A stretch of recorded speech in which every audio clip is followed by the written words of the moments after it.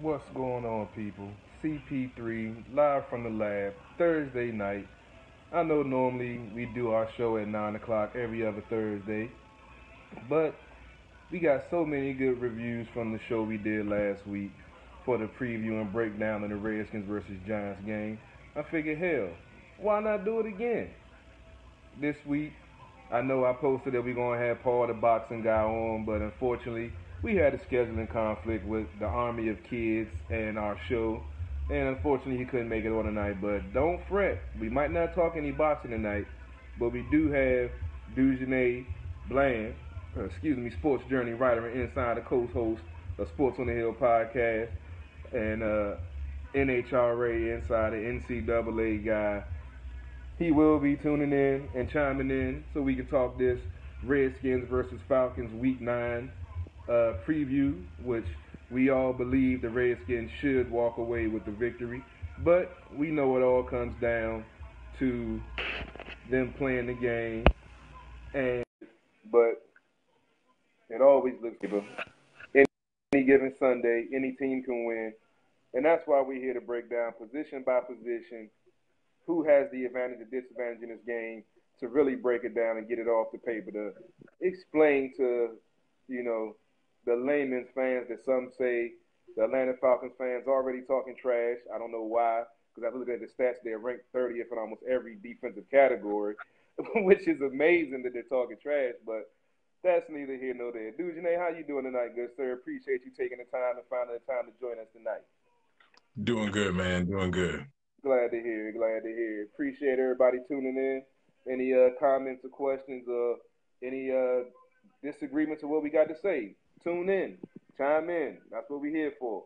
Let's go ahead and break it down real quick. I know you're short on time, so let's go ahead and get to it. Quarterback, Alex Smith, Redskins. He's 144 for 228, 63% completion, 1,500 yards, 8 touchdowns, 2 interceptions with 223-yard average a game with a 91 quarterback rating.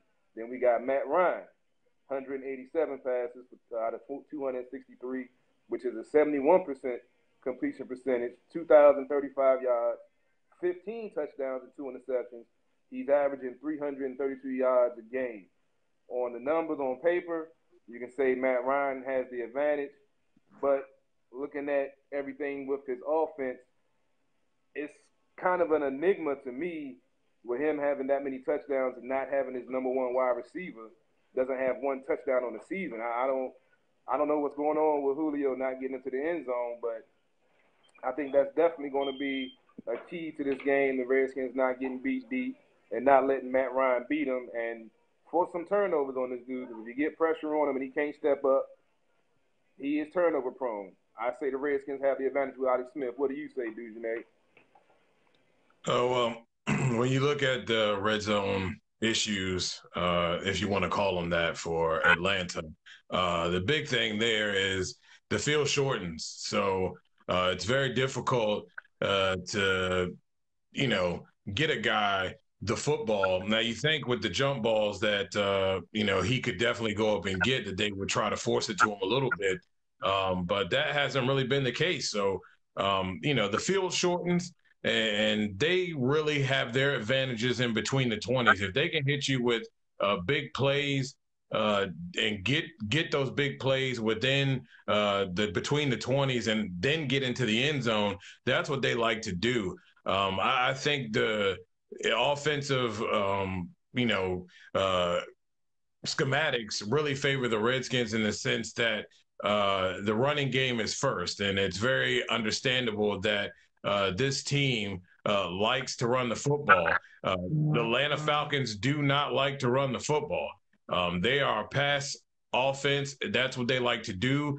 Since they have the injuries, especially defensively and at the running back position, they have not run the football. I think they're below. They're not even in the 40s when it comes to running the football. So again, we know how prolific the passing offense is for them. They have a lot of weapons, but I think again, you have a team that drops back a lot, and I think there's only one team that does it really well, and it can mix it up really well, and that's the New Orleans Saints. when it comes to being or having to be a pass-happy offense if they need to be. They can do it well. Drew Brees and those weapons, along with Sean Payton, does an excellent job of getting that done. So I really think that when you look at the two offenses, it definitely helps the Redskins that they're a more balanced team. Time of possession is critical, and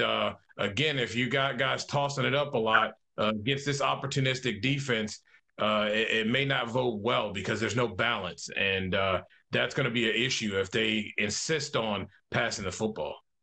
Definitely agree. Definitely agree. With the looking at the O line, you were mentioning the running of Atlanta and the lack thereof. They're actually 30th in the league, averaging only 83 yards a game rushing. They've given up 20 sacks as a whole for on the whole season. Last week we had Eli, who came in with 21, and the Redskins put 7 sacks on them. So on the Redskins side of it, they've given up 13 sacks on the season, but they're 8th in the league in rushing with 128 yards rushing a game. Obviously, the Redskins' offensive line has the advantage in this game. And as you said, Atlanta is already one-dimensional with not wanting to run the ball anyway. So I feel this should be a turnover game, as Don just alluded to, that there's going to be, should be plenty of opportunities for turnovers with the front seven playing like they're playing, getting pressure. If Ryan can't step up and has to rush to throw the ball, or can't step up and can't get all of it on the ball when he throws it, this should be another multiple turnover game for this defense and multiple sack game for this defense. What do you say, DujunneaB? It definitely votes well for them. You're talking about top 10 defense. Again, as I spoke, they've been opportunistic, gotten turnovers. They get after the quarterback very well. They're good at stopping the run. And those are things that are quality and are great and stop and being able to stop an opposing team's offense. If they're going to go pass happy, it plays right into what Washington likes to do. That's stop the run, that's force you to pass and let their guys get after you up front. The Alabama wall with Ioannidis included, Kerrigan, mixing it up with a Preston Smith, applying pressure, Mason Foster, etc. They like to do that. That's what they love to do. And now you're talking about adding a Ha Clinton Dix back there, at the strong safety position. And now you're talking about a no-fly zone. You can go back here and you can cock back and throw it all you want. It's dangerous. It's very dangerous to throw deep balls against those two guys who have been really good, especially Ha doing great job of, picking balls off. So has DJ Swearinger. He's been really at the epicenter of turnovers this year. And, you really don't want to have you really don't want to play into the hands that basically in the things that they love to do. So again, another thing that hasn't been mentioned is Washington's playing at home. Atlanta is 0-2 on the road. So they haven't won a game yet on the road. And this is tough. And I get it. I tweeted it out earlier this week. Falcons got injuries. They do, and it's unfortunate. But you know what? No one was giving anybody, any of the Washington Redskins, any kind of excuses or any kind of sympathy last year when the injury bug bit them hard after they had a top 5 defense earlier in that season last year. So no excuses. You bring what kind of like drag racing. You run what you brung. So this is what they're bringing to the table, and they're going to have to run with it. And if this is what they plan on doing and not trying to establish the run, which we all know the running backs that Washington stop, it's going to be very difficult for them in FedEx to go and just drop back to pass 40, 50 times a game. Not a good look against a top 10 defense. Agreed. Going to you already nice segue into the running game. Redskins, of course, Adrian Peterson, 127 rushes, 587 yards, 4 touchdowns with a 4.6-yard average. Chris Thompson is the second most yards on the team with 26 rushes, 113 yards, no touchdowns with a 4.4 average. you are alluding to the reluctancy to run the ball with Atlanta, and I can definitely see that in the stats. Their number one running back, Tevin Coleman, has 82 rushes for 310 yards and 2 touchdowns, and Ito Smith has 39 rushes for 118 yards and 3 touchdowns. So obviously the running advantage goes to the Redskins, in which we agree that that's going to be the key to this game. When you mentioned earlier about the time of possession, running the ball, wearing down their defense, which is already, like you say, injured and beat down with ranks and third guys. Get to their ranks a little bit later on when we talk defense. But yeah, their defensive numbers are horrible. This should be a get-right game for this Redskins team, as we talked about on Monday. There's no reason why this team should not be able to put up at least 30 points on this team, like I think a lot of other teams already have. What do you? We already pretty much talked about the running back situation, but what do you expect to see out of AP with this depleted Atlanta defense? Much of the same. This offensive line, and we've talked about it all year, this offensive line enjoys being physical in the trenches. When they run the football, they tend to pass protect better. AP is a patient runner. I know a lot of times people see AP will break a 4 or 5 yard gain, and then sometimes you'll see him do a little stutter step. He might take a slight loss, may not even be a gain, but he's very patient. But that next run, he usually breaks one. That patience pays off. That vision pays off. And that's what I could expect to continue to see from him. And again, good example was the 64-yard touchdown that he broke. The offensive line just mauled guys. But again, it's not just the offensive line. It's the receivers also playing a part and blocking downfield. Very important. But those guys love to pull. Sheriff, Rouillet, those guys love to pull. And I know there's a little question about Trent Williams and whether he's going to play or not. I don't even see that being an issue. Ty Nsekhe is a serviceable and very, very good left tackle. He can play both sides, but he's better at left tackle than he is at right. And the job, the train will keep moving. It will keep trucking along. And I expect AP to continue to do what he's been doing over the past several weeks, and that's continue to get positive yards, wear down the defense, and take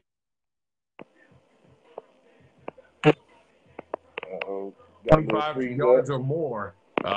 They're very effective and win ball games. They're 5-0 in that realm. So 25 touches collectively or more, they're 5-0. So that's huge. And if AP rushes for 90 yards or more, they're 5-0. So the formula is there. So I expect them to continue to take advantage of that. And I expect, as usual, Jay will try to take advantage of this really awful pass defense. Yeah, he's gonna. So he was gonna, even though he's gonna throw the ball at least 25 times. You know that with this defense. Last week, I think Alex only had 24, 25, right around. You know that he's gonna toss it around because they should have plenty of opportunity, as we talked about the defense, and opportunity to get in the turnovers. So definitely, we're going to see some pass happy stuff out of Jay. Don just made a good point about need to stop making stupid penalties. That's definitely agreed. We can talk about that in another time, because we're going to hope this game being at home, they don't have these false start penalties that they were having on the road. So let's attribute it to that right now, because the week before they did only have 6. So we'll stay on a positive note on that. And getting into the wide receivers, which we were talking about a little bit, who love blocking, which they have been doing an outstanding job blocking on the outside. You can tell that they definitely enjoy that. You can remember back to Pierre Garçon when he was here and how much fun he had on the run, on the edge, blocking on the zone reads and everything, that he would maul the cornerbacks and love throwing them around. So you can definitely see that hunger with Josh, definitely, with him having that big, long frame and them long arms. When he get his arms on the DB, he don't let him go. Sometimes he hold, but he get away with it. So, But getting to the wide receivers, Paul Richardson is the leading receiver on the team with 18 catches, 246 yards, and 2 touchdowns. Josh Doctson is next up with 16 receptions, 155 yards, no touchdowns. And Jamison Crowder, who's hopefully going to be able to play this week. I haven't seen anything, questionable or doubtful yet, but hopefully he can get on the field because this is the prime time for this offense to get in sync. He will not play. Defense. And hopefully he will be healthy enough. He will not play, unfortunately. No, he will not be out there. Well, is Quinn going to be active? I know I saw some rumors that he might be clear from IR and come back. Is that still a question mark? I think that's still a question mark right now. I think they really like what they see out of Floyd. They like what they're seeing out of Doctson right now as his consistency has picked up over the last 3 or 4 weeks. He's making some tough catches in traffic. So Crowder being out is not a big deal. And I expect them to do what they did a little bit of last week, and that's Jordan Reed, that's Doctson, and now with this defense. Uh-oh. DujunneaB, we losing your signal. Let's see if we can get you back. Always get a little issue when he's down there in Florida doing his report. He's all over the place. But while we're waiting on him to come back, finish up the stats for the wide receivers. Atlanta, Julio Jones, 53 receptions, 812 yards, no touchdowns, as I mentioned earlier. Austin Hooper, 33 catches, 21 yards, and 2 touchdowns. And Calvin Ridley, who's injured, but ironically he has 27 catches, 392 yards, 6 TDs. I forgot to go back and re-get that. But obviously the Atlanta Falcons wide receivers have the advantage. Where did DujunneaB go? Nope, can't find him yet. Guess he's trying to get a better signal. Hopefully we can get him back on. We just mentioned Quinn. There's a possibility. There's still a question mark if he's going to be healthy. I saw a couple of headlines that said he might be cleared from IR. We just talked about that. Not sure right now, but it's still early, and look, we're about to get DujunneaB back on. See if we go. Yeah, Mo Harris is playing a good role also. I like them using him in the position, but they haven't been giving him the ball. And the first week they did that, they gave him the ball to keep the defense honest. Now they just keep running it, and the defense is crashing down and not letting him, do what it do. But, hey, DujunneaB's back. I just ran down the Atlanta Falcons wide receivers numbers. I forgot to get Mohamed Sanu, which the Redskins can't forget about him. But I said Atlanta has the obvious advantage of the wide receiver position. And, as long as the Redskins can get pressure on the quarterback and, take his timing off, they should be able to take care of that. What do you say, DujunneaB? Yeah, it's they've been allowing a lot of sacks. Sanu guys. Oh, we lost him again. He's down there in Florida. Signal kind of bad. See if we can get back. Yeah, Robbie. Facebook Live going crazy tonight. But, hey, it's technology. What can you do? We'll see if we can get DujunneaB back on.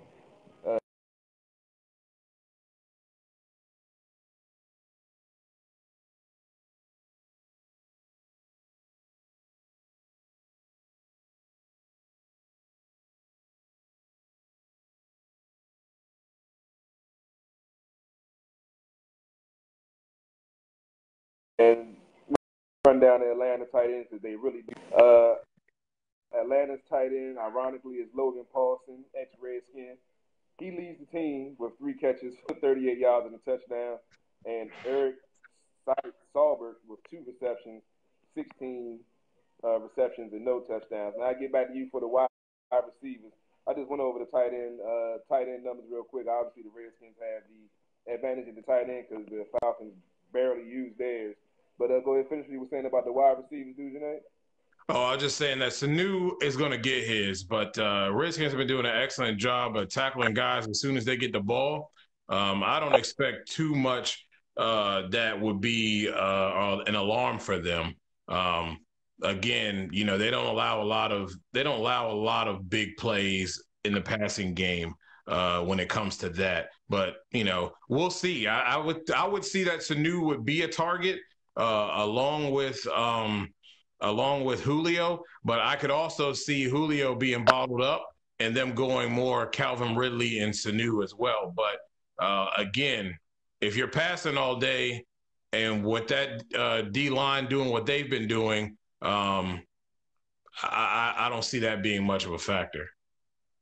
Yeah, I agree. Yeah, Sanu has always had a decent game against the Redskins. I remember he was in Cincinnati. He always got over 100 yards at least. And like you say, they've been corralling to the ball. They've been swarming to the ball. So get the catch, get them down, no big explosive plays, and shut them down early, pound the ball on them, and things should be good to go. And like I said, the tight ends, I would love to see Jordan be able to get off, but we're going to need to see a wide receiver step up. And before we get to the defense, we might as well address it. I think we addressed it a little bit on Monday. But I'm going to address it again with the whole people hating on Alex Smith, saying that, he's not throwing the ball downfield. We're not doing this. We're not doing that. Remember, people, he's in a new offense, first of all. It's week 9. Jay's offense is pretty complicated. Point 2, the wide receivers haven't been healthy. So he hasn't been able to build any chemistry on the field with them. Number 3, the wide receivers are basically no-names. So the defense haven't been respecting them and been double covering Jordan and leaving them man-on-man, and they haven't been winning. So before you want to say Alex Smith sucked and Kirk this and bringing up people that's not even here anymore, that don't even have a record as good as the Redskins, it's not always about the numbers. They're 5-2 people. They're playing good ball. They're winning games they would normally lose, that they would have lost last year. They're finding ways to win, and that's what it's all about. DujunneaB, This is a different team. This is a different you got team. some stuff to get. Yeah, this is a different team. I've been listening to a lot of that, and this team is just different. It's not the same team as it was last year, the year before. It's offensively, it's not the same team. And there's right now what they do best is run the football. Play action out of that, and they could do a little bit more of that. But I think as time goes on and as things, as everyone starts to get a little bit more comfortable, you'll start to see the offense to get more of those big plays, to get more of those shots downfield. It's very difficult for wide receivers, especially when you have a quarterback that likes to break the pocket or can break the pocket when necessary, to make plays down the field. And they have to understand that, okay, I have to break off my route now and give my quarterback an open target. You see that a lot with Russell Wilson. And I think that's a thing that Paul Richardson and a lot of these other guys are trying to get used to Alex in that regard, but they also haven't been out there enough. So there's a lot of different things and a lot of different nuances that go into Alex Smith's success. But anytime you have very little interceptions, a guy's protecting the football, making smart plays with the football, and can orchestrate the offense the way you need it to and make adjustments when necessary, that's all you can ask for right now. Again, he's done West Coast, a lot of West Coast offenses, but he's learning this one. He's trying to get familiar with his guys as well on the outside, and hopefully these guys can start to stay healthy a little bit longer, and you can start seeing some of this stuff come to fruition as far as some of the big plays that they've missed. They've missed a couple. So, hopefully as the season goes on, that's what they'll do. But I don't think you can complain about having a defense that's, basically giving you an opportunity to win games. And it may seem old fashioned in this modern era of throwing the ball and chucking it all over the yard. But, that's the fundamentals of football, baby. That's how you win games. Solid defense, a defense that doesn't allow a lot of points. And your offense gets enough points to win games, 20, 21 points. Anytime you score 20, 21 points and you have a quality defense, you should be able to win a ball game. You don't need to score 31 to put a team away or to win a ball game when you have a good defense. So, that's been the problem with the Falcons. Just they have to outscore people now to even win games. I wanted to answer Dawn's question. She said something about Dix being a bad move or an upgrade. I mean, I think that's clear. It's a clear upgrade, and it's a clear signing, a quality signing when you only give up a fourth round pick for a 25-year-old who's balled his entire career. Not a big injury history, and then you have a defense that's just balling lights out. It now doesn't give offense the ability to say, okay, I'm going to go away from DJ Swearinger and I'm going to go away from Josh Norman. I'm going to go to the other side of the field and I'm going to just try my luck over there. It really opens up. I don't know if people realize what this does for your secondary. It's not a knock on Monte at all. He hasn't really, he hasn't played well this season, of course, when you look at his body of work.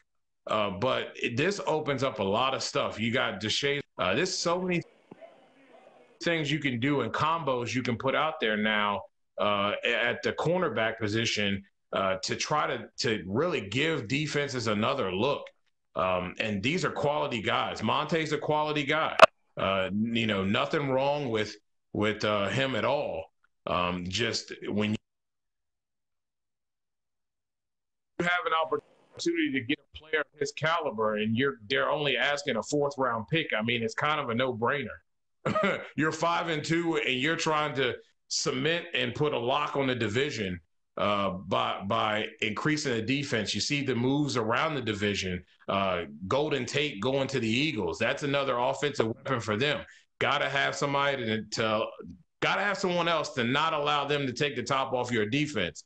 Amari Cooper, I don't think it's a big deal or a huge signing. I don't think it improves the Cowboys' offense very much. But he's still a player that can make plays in the passing game and can provide them with a little. You lost DJ again. I saw the screen freezing up.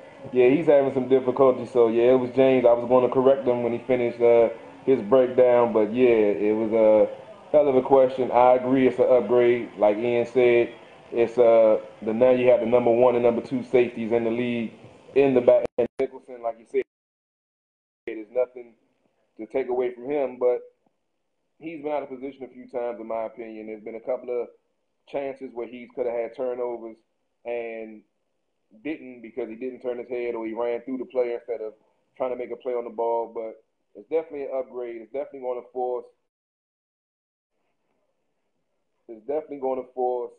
the issue. But I'm running out of battery. I just got a notice, so we're going to go over the defense real quick. Get back on real quick. I'm going to shoot over the numbers before.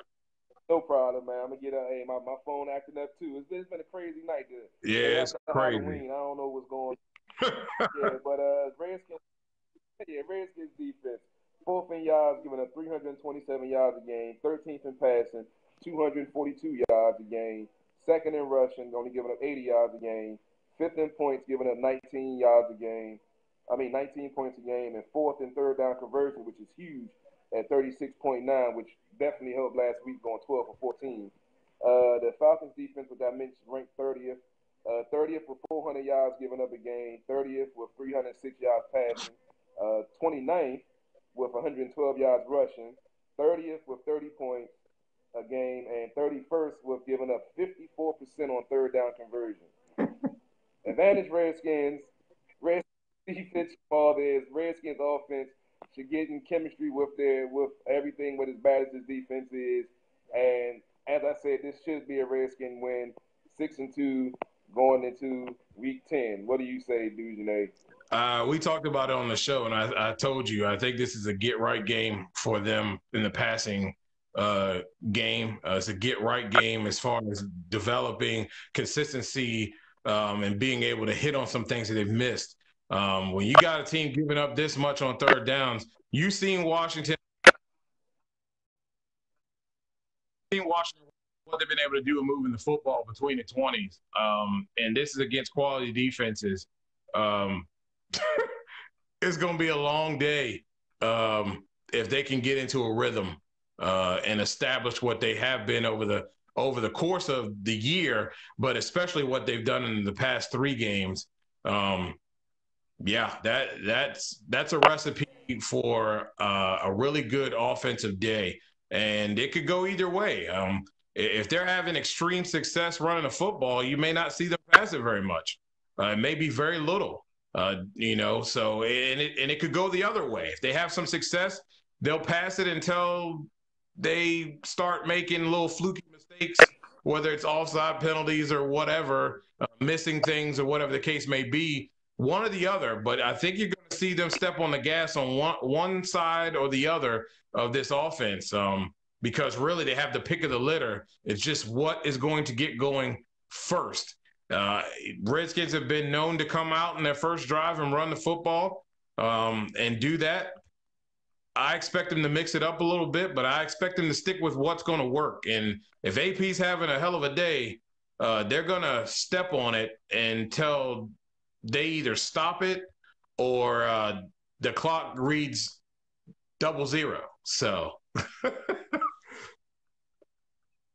Yeah, I'm hoping they get a nice lead and AP can get some rest and Perrine can get in there if they can, let him get going because he hasn't really touched the ball. I want to see what he can do.